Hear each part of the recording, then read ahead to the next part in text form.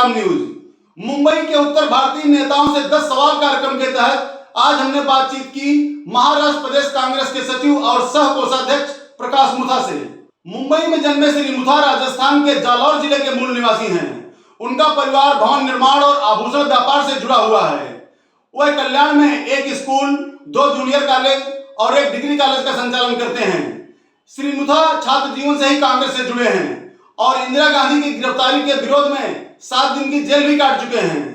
वे केटीएमसी की शिक्षण समिति के अध्यक्ष रह चुके हैं और वर्तमान में एआईसीसी के सदस्य भी हैं। श्री मुथा कल्याण में तमाम व्यापारिक और सामाजिक संगठनों से जुड़े हुए हैं। कल्याण में उन्हें हिंदी भाषियों का एक मुखर नेता माना जाता है। मुथा साहब, आने वाले समय में कल्याण डोंबिवली महानगर पालिका के इलेक्शन हैं और भी कई इलेक्शंस आने वाले हैं, तो आपकी पार्टी क्या रणनीति है इलेक्शनों को लेकर के? देखिए, कल्याण डोंबिवली महानगर पालिका के आने वाले समय में बहुत नजदीकी इलेक्शन होने वाले हैं और हमारी पार्टी की तरफ से उसकी पूरी तैयारी की गई है। हमारे यहाँ लगभग 122 वार्ड हैं और 122 वार्डों की हमें पूरी तैयारी की गई और हम पार्टी को जिता के महापौर हमारे कांग्रेस का बिठाएंगे। अभी महाराष्ट्र सरकार में पहले हिंदी भाषियों को, उत्तर भारतीयों को काफी प्रतिनिधित्व मिलता था। वर्तमान सरकार में जो हिंदी भाषियों, उत्तर भारतीयों की दशा है, क्या आप उससे संतुष्ट हैं? देखिए कि हिंदी भाषियों को इसके पहले जितनी भी कांग्रेस और राष्ट्रवादी कांग्रेस की सरकारें बनी, हिंदी भाषियों को प्रतिनिधित्व दिया गया था और इस वक्त भी है। प्रश्न ऐसा है कि ये 3 पार्टी की सरकार है और सीटों का बंटवारा या मंत्रिमंडल का बंटवारा एक लिमिटेड होता है, लेकिन मैं संतुष्ट हूं। हिंदी भाषियों की बात सरकार के अंदर पूरी सुनी जाती है और पूरे दम से हम लोग रखते हैं। एक समय में आप लंबे समय से महाराष्ट्र की राजनीति को देख रहे हैं, क्या आपको लगता है कि वर्तमान में हिंदी भाषियों की जो सामूहिक सोच थी उसमें कुछ परिवर्तन आया है? नहीं, देखिए कि महाराष्ट्र की जो राजनीति है और खास करके बंबई की राजनीति की मैं बात कर रहा हूं, तो इसमें हिंदी भाषियों की बहुत बड़ी अहम भूमिका रही है और खास करके जो उत्तर भारत के लोग हैं, हम लोग संगठित हैं और अच्छे ढंग से काम कर रहा है और बंबई के विकास के लिए और जाति का जितना सहयोग रहा है, कहीं उत्तर भारतीयों का उससे कम नहीं रहा है और बड़ी हमारी अच्छे ढंग से बात चल रही है। 70 और 80 के दशक में अगर हम देखें तो उसमें कुछ ऐसे नॉर्थ इंडियन लीडर हुआ करते थे, हिंदी भाषी लीडर हुआ करते थे जो पूरे समाज को यूनाइट करते थे। क्या आज आपको वर्तमान में कोई ऐसा लीडर दिखाई पड़ता है जो सभी उत्तर भारतीयों को, हिंदी भाषियों को यूनाइट कर सके? देखिए, ऐसी बात है कि 70 और 80 के दशक में हम देखते थे तो हमारे पास ऐसे कांग्रेस के अंदर लीडर भी थे जो उत्तर भारतीयों को और हिंदी भाषियों को संगठित करते थे। थोड़ा सा उसका अभाव अभी हमें देखने को मिलता है, लेकिन इसका मतलब ये नहीं कि पार्टी के अंदर कमी है। हम लोग सभी उत्तर भारतीयों को, हिंदी भाषियों को एकत्र करते हैं, व्यापारियों को एकत्रित करते हैं और उद्योगपतियों को एकत्रित करके महाराष्ट्र का विकास कैसे होगा, बंबई का विकास कैसे होगा, उसके ऊपर फोकस करते हैं। जैसा अगर देखा जाए तो हम सेंट्रल गवर्नमेंट से बहुत ही दुखी हैं। नोटबंदी की, अर्थव्यवस्था हमारी खराब हो गई, जीएसटी लाई, जीएसटी के अंदर हमारी कांग्रेस की मांग थी कि यूनिफॉर्म पॉलिसी आनी चाहिए, लेकिन जीएसटी के अंदर यूनिफॉर्म पॉलिसी नहीं आई। जितने राज्य उतने कायदे, उतना अलग अलग कायदे बनाए गए। यूनिफॉर्म पॉलिसी नहीं आने के कारण आज सेंट्रल गवर्नमेंट दुखी है और ये यूनिफॉर्म पॉलिसी नहीं होने के कारण और नोटबंदी के कारण असंगठित क्षेत्र, जो खास करके हमारे उत्तर भारतीय लोग ठेला लगा के, छोटा मोटा खूंचा लगा के, चाय की टपरी लगा के, फल की टपरी लगा के और हमारे महाराष्ट्रीयन भाई भी सब उससे वंचित हो गए हैं। उनकी रोजी रोटी चली गई। तब से आज तक नोटबंदी आई, हमारा सत्यानाश हुआ, जीएसटी आई, सत्यानाश हुआ, उसके बाद में कोविड आया। कोविड हम समझते हैं कि ये पूरी दुनिया के अंदर बीमारी थी, लेकिन थाली बजाना और दिया लगाना और घंटा लगाने से अगर कोविड जाता है तो अभी क्यों नहीं कर रही है सरकार? सरकार को चाहिए था कि उसके लिए उचित इंतजाम करे। जो लोग पैदल जा रहे हैं, जो लोग हजारों किलोमीटर साइकिल पे चले गए, कितने लोगों की मौत हो गई, कितनी हमारी बहनें, उनको रास्ते में जो डिलीवरी हो गई, उनको कोई संभालने वाला काम नहीं था। तो ये सेंट्रल गवर्नमेंट को इसके बारे में सोचना चाहिए था। आज हमारी अर्थव्यवस्था को देखें तो दिनों दिन हमारी अर्थव्यवस्था गिरती जा रही है। आप पेट्रोल की बात लीजिए, पेट्रोलियम के पदार्थ की बात लीजिए। जब डॉक्टर मनमोहन सिंह इस देश के प्रधानमंत्री थे तो कच्चा क्रूड तेल महंगा लाके सस्ता बेचते थे। आज मैं समझता हूं कि ये उससे बहुत कम रेट में लाके आज कई हमारे प्रांतों में 100 और 107 से क्रॉस कर लिया। क्या ये मैं नरेंद्र मोदी जी से पूछना चाहता हूं कि जब आप प्रधानमंत्री थे, आप रुपए की कीमत क्यों कम हो गई, आप पेट्रोल की कीमत क्यों बढ़ा दिए, आप जीएसटी का विरोध करते थे और आज सब वही कर रहे हो आप। तो फिर कांग्रेस की पॉलिसी ही आप अपना रहे और फिर बोलते हो कि इस देश के अंदर कांग्रेस ने 70 साल में क्या किया।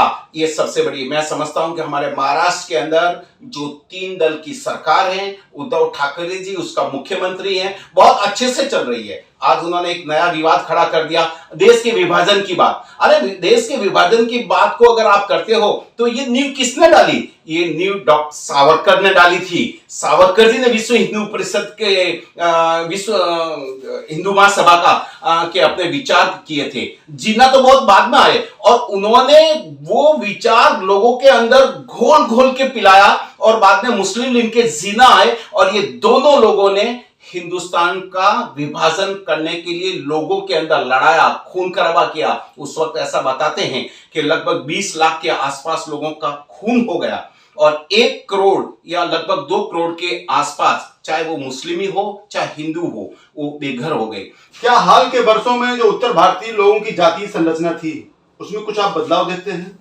देखिए, जो जातीय रचना थी उसमें हम बदलाव देख रहे हैं। सबसे बड़ा बदलाव तो मुझे सेंट्रल गवर्नमेंट के ऊपर समझ में नहीं आता कि लोकसभा के अंदर उसने 127वां संशोधन किया और उसके पहले जो राज्यों के अधिकार थे उन्होंने अमेंडमेंट करके उन्होंने ले लिए और अब ओबीसी के बारे में राज्यों को फिर से अधिकार दिया। हम महाराष्ट्र की बात करें तो उन्होंने जो अपना रिजर्वेशन था उसकी लिमिट तो बढ़ाई नहीं और राज्यों को अधिकार दे दिए, संगठित हो, राज्य अपना अधिकार बताएं और ओबीसी कितना करना चाहिए, ये लिमिट बढ़नी चाहिए। इसलिए हमारे महाराष्ट्र के अंदर सबसे बड़ी प्रॉब्लम ये हो गई कि मराठा लोगों को हम चाहते हुए भी आरक्षण नहीं दे सकते हैं क्योंकि सरकार को मेन इसमें अमेंडमेंट लाना पड़ेगा। 102वां जो अमेंडमेंट लाया, 102वां अमेंडमेंट, उनने अधिकार अपने साथ ले लिए। अगर सरकार चाहती है कि जातीय समीकरण सही हो, जनगणना के जाति के आधार पे हो, तो उनको 102 जो अमेंडमेंट फिर से लाके विधानसभा में पारित, लोकसभा में पारित करना पड़ेगा और फिर मैं समझता हूं कि जातीय जो रचना है हमारी वो सही ढंग से होगी और रिजर्वेशन का अधिकार लोगों को मिलेगा। ओबीसी का भी रिजर्वेशन का अधिकार मिलेगा और मराठा समाज को भी ओबीसी का अधिकार, रिजर्वेशन का अधिकार मिलेगा। क्या हाल के वर्षों में आपने देखा, पहले उत्तर भारतीय समुदाय जो था कुछ विशिष्ट धंधों में लगा हुआ था, क्या हाल के वर्षों में आप देखते हैं कि उत्तर भारतीयों ने, हिंदी भाषियों ने विविध क्षेत्रों में प्रदर्शन किया है? आपका क्या अनुभव है? देखिए, अगर मैं ये बताना चाहता हूं आपको कि जहां भी हिंदी भाषी गए हैं, जहां भी राजस्थानी समाज गया है, जहां भी उत्तर भारतीय समाज गया है, उस राज्य का विकास हुआ है। वहां की जनता ने भी विकास किया। मैं ये नहीं कहूंगा कि हम लोगों ने किया, क्योंकि ये मेहनत कश लोग हैं, हर तरह का धंधा करते, इंडस्ट्री से ले जाके चाय की टपरी तक का काम हमारे राजस्थानी लोग करते हैं, हमारे उत्तर भारतीय लोग करते हैं और मेहनत करते हैं। आज आप देखिए, अगर मुंबई का एक आपको छोटा सा उदाहरण मैं आपको देना चाहता हूं। बड़ी बड़ी हॉस्पिटल है, कौन से समाज ने बनाई? एजुकेशनल इंस्टीट्यूट कौन से समाज ने बनाई? आप बॉम्बे का छोड़िए, बॉम्बे का आजू बाजू में देखिए, कल्याण देखिए, उल्लासनगर देखिए, आप मेरा भाईंदर देखिए, वहां देखिए, ये बड़ी बड़ी एजुकेशनल इंस्टीट्यूट किसने बनाई? हिंदी भाषियों ने बनाई। महाराष्ट्रीय लोगों को भी साथ में रखा, वो हमारे भाई हमारे साथ हैं, हमको कोऑपरेट किया और हमारे समाज ने की। तो हिंदी भाषी जो समाज और खास करके उत्तर भारतीय समाज है, उसका महाराष्ट्र के विकास के अंदर बहुत बड़ा सहयोग रहा है और रहेगा। राज ठाकरे और महाराष्ट्र नवनिर्माण सेना के उदय के बाद क्या उत्तर भारतीयों की स्थिति में कोई परिवर्तन आया है? उनके ऊपर क्या प्रभाव पड़ा है? देखिए कि राज ठाकरे और महाराष्ट्र नवनिर्माण सेना के बाद में हमारे उत्तर भारतीयों पे, हमारे हिंदी भाषियों पे या हमारे पर प्रांतियों पे किसी प्रकार का असर नहीं हुआ। वो अपने वोट की राजनीति कर रहे हैं, उन्हें को करने दीजिए, हमें उससे कोई तकलीफ नहीं है। लेकिन हमारे ना तो बिजनेस पे कोई फर्क पड़ा है, ना हमारे कोई विकास पे फर्क पड़ा। हमारा विकास उसी ढंग से चल रहा है क्योंकि ये तो उनकी आइडियोलॉजी, उनके पार्टी की आइडियोलॉजी, लेकिन जनता उसको मानती नहीं ना, जनता तो सब सपोर्ट कर रही है। तो मैं समझता हूं कि राज ठाकरे साहब के और महाराष्ट्र नव निर्माण सेना के उदय के बाद में किसी प्रकार का उत्तर भारतीयों या हिंदी भाषियों या किसी पर प्रांतियों पे असर नहीं हुआ है। उल्टा वो बहुत ज्यादा संगठित हुए हैं और अच्छे ढंग से काम कर रहे हैं। क्या मुंबई सभी को आगे बढ़ने का समान अवसर प्रदान करती है? बिल्कुल। मुंबई एक ऐसा हिंदुस्तान के अंदर नगरी है जिसको सबको न्याय दिलाती, सबको विकास करने का, सबको आर्थिक आगे बढ़ने का, सबको शिक्षा का और सबसे बड़ी लॉ एंड ऑर्डर का, सबको मुंबई न्याय दिलाती है। और मैं समझता हूं कि ये मुंबई के अंदर इस प्रकार की कोई समस्या नहीं है और सभी लोग सुखी हैं और अपना विकास कर। आपको सक्रिय राजनीति में आने के लिए किसने प्रेरित किया और जहां आज आप हैं क्या आप अपनी स्थिति से संतुष्ट हैं?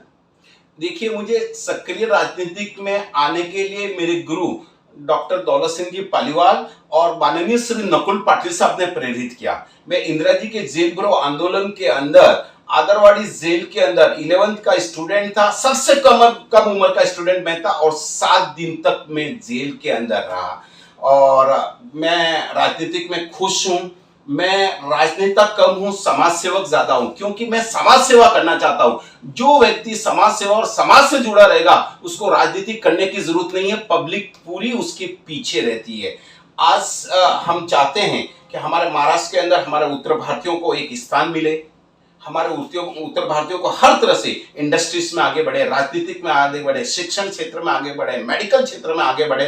तो उसके लिए हमें बहुत सारी कई योजना बनाई है। सबसे पहले जो हमारा असंगठित क्षेत्र है उनको बैंक की फैसिलिटीज देके, बैंक को लोन देके उनको काम धंधा देना चाहिए। एक दूसरा, जो बड़े उद्योग कर रहे हैं, जो बिल्डर है, इंडस्ट्री चलवाते हैं या वो करते हैं, उनको बैंक के माध्यम से फाइनेंस करना चाहिए। अगर हम बैंक के माध्यम से फाइनेंस नहीं करेंगे तो आज की ये कोरोना की स्थिति, नोटबंदी की स्थिति और जीएसटी की स्थिति प्रत्येक व्यक्ति को इस ढंग से अपंग बना दिया है कि वो अपने बलबूते पे कुछ नहीं कर सकते हैं। मैं राज्य सरकार से और सेंट्रल सरकार से अनुरोध करूंगा कि जो लोग बिजनेस अच्छा करते हैं उनको कम से कम ब्याज पे लोन दिया जाए। जो असंगठित क्षेत्र में काम करते हैं खास करके उनका ध्यान दिया जाए, क्योंकि वो हमारे रीढ़ की हड्डी है। एक उदाहरण आपको उसका देना चाहता हूं कि मनरेगा जब डॉक्टर मनमोहन सिंह जी ने लाई थी और सोनिया जी ने लाई थी तो हमारी यही सोच थी। तब इन लोगों ने विरोध किया था, भाजपा वालों ने, लेकिन आज वो उसको बजट भी डबल दे रहे हैं और मनरेगा और ये स्कीम लाई है। क्यों? कि जब आम आदमी के पास पैसा जाएगा तो उसका परचेसिंग पावर बढ़ेगा और जब परचेसिंग पावर बढ़ेगा तो डिमांड बढ़ेगी और डिमांड बढ़ेगा तो हमारी इकोनॉमी बढ़ेगी, हमारे यहाँ लोगों को रोजगार मिलेगा, हम एक्सपोर्ट क्षेत्र की तरफ जाएंगे। और इसके साथ साथ हमारी सरकार को इस प्रकार की नीतियां करनी चाहिए कि हम इंपोर्ट कम करें और एक्सपोर्ट ज्यादा करें। अगर इंपोर्ट करेंगे तो हमारा पैसा डॉलर के रूप में बाहर चला जाएगा और एक्सपोर्ट करेंगे तो डॉलर के रूप में हमारे पास पैसा आएगा और इससे हमारी इकोनॉमी बढ़ेगी। ये हम चाहते हैं कि हमारी सरकारें करें। और खासकर महाराष्ट्र सरकार ने अभी अजीत दादा पवार जी ने घोषणा की थी कि हम व्यापारियों को बिजनेस प्रमोट करने के लिए कम से कम ब्याज में स्कीम बनाई है कि हम पैसा दे रहे हैं। मैं उनकी इस स्कीम का स्वागत करता हूं। आपको अगर मौका मिले तो आप उत्तर भारतीयों की स्थिति में क्या परिवर्तन करना चाहेंगे, उनके लिए क्या सुविधा देना चाहेंगे और आप उसे किस माध्यम से पाना चाहेंगे? देखिए, अगर मुझे मौका दिया जाता है तो मैं बहुत सारी स्थिति में बदली करने की सोच रखता हूं। सबसे पहले देखिए, हम सरकार कोई भी हो, आज की तारीख में हम नौकरियां दे नहीं सकते और नौकरियां दे नहीं सकते तो लोगों के रोजी रोटी का प्रश्न हमारे सामने बहुत बड़ा है, क्योंकि हमने इस सरकार ने 7 साल के अंदर इतने मौके गंवा दिए। कहा था 2 करोड़ नौकरियां देंगे, 15-15 हजार रुपया हर एक के अकाउंट्स में आएगा, बहुत सारे वादे किए थे लेकिन वो वादे फुलफिल नहीं हुए। आज अगर हमें मौका दिया जाता है तो सबसे पहले जो असंगठित क्षेत्र है उसको हम संगठित करेंगे, उनकी मदद करेंगे, उनको अपना धंधा करने के लिए अनेकों प्रकार की योजना और खास करके बैंक के माध्यम से हम उनको धन देने की योजना बनाएंगे जिससे वो अपना काम कर सकते हैं। क्यों? कि वो अशिक्षित है, उसको ना तो जीएसटी मालूम है, ना बैंक का अकाउंट मालूम है, ना और कुछ मालूम है। उसको एक ही चीज मालूम है, सुबह कमाना, शाम को घर पे लेके जाना और बाद में बाल बच्चों को पालना और शिक्षा के लिए सुबह स्कूल भेजना, उसको सिर्फ इतना ही मालूम है। अगर हम ये नहीं करेंगे तो मैं समझता हूं कि हम हमारी इस दुनिया की दौड़ के अंदर पीछे रह जाएंगे।